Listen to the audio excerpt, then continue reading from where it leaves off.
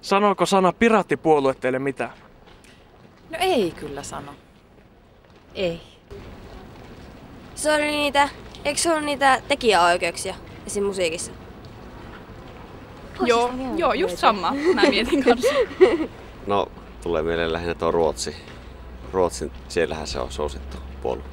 Erityisesti internetin käyttäjille tuttu puolue ajaa muun muassa taideteosten tekijänoikeuksien lyhentämistä, yksityisyyden suojaa ja ei-kaupallisen kopioinnin hyväksymistä. Tiedottaja Kai Sotala kokee puolueen tuntemattomuuden johtuvan juuri netin luomasta kuilusta sukupolvien välille. Netti ja muu tekniikka on vaikuttanut nykyiseen elämäntapaan, joka ehkä sitten parhaiten sitten poliittisella kentällä heijastuu meidän puolueessa. Kaikki eivät silti elä pimennossa. Eniten tapetilla ovat olleet tekijänoikeuskysymykset. Erityisesti mieliä kuohuttavat ehdotukset oikeuksien lyhentämisestä 5 tai 10 vuoden pituisiksi, jonka jälkeen teosten kaupallinen käyttö tulisi vapaaksi. Hyvät pitää olla argumentit, että sen asian voisin hyväksyä millään tasolla. Mä en näe mitään, että miten se voisi hyödyttää ammatikseen musiikkia tekevää henkilöä.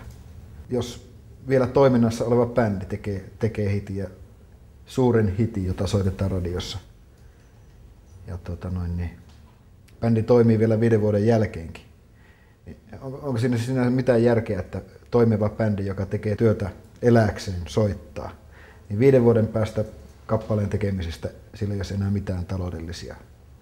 Että se olisi vapaata riistaa se kappale, se ei kyllä. Kaikki taiteentekijät eivät allekirjoita edellisen kaltaisia argumentteja. Tällöin moni artisti haluaa irrottautua teostosta ja moni kuluttaja ryhtyy lataamaan tuotteita laittomasti. Pelkäättekö te sitä, että teosto tavallaan vetää välistä? No kieltämättä nykyään ei hirviänä välttämättä tienaa tällä musiikilla enää, koska on sitä piratismia ja muuta. Ja niistä pienistä palakkioista, jos se vettää välistä, niin se ei ole kyllä mikään hyvä asia. Ongelmana tekijänoikeuksissa ovat myös historialliset seikat. Ajan myötä monien teosten käyttöoikeudet ovat tulleet mahdottomiksi tekijöiden kuoltua tai kadottua. Kai Sotala kehottaisi tarkastelemaan asioita laajemmasta perspektiivistä ja sen suhteen, miten kulttuuria haluaa tukea. Niin, nämä ihmiset tulee tarkasteleeksi tekijänoikeusasioita luonnollisesti pääasiassa omasta näkökulmastaan, ja he ehkä usein ole edes tietoisia haittapuolista, mitä liian voimakkaasta tekijänoikeudesta seuraa. Ainakin vielä fyysistä omistamista arvostetaan yhtä lailla kuin pelkän lataamisen suomia etuja.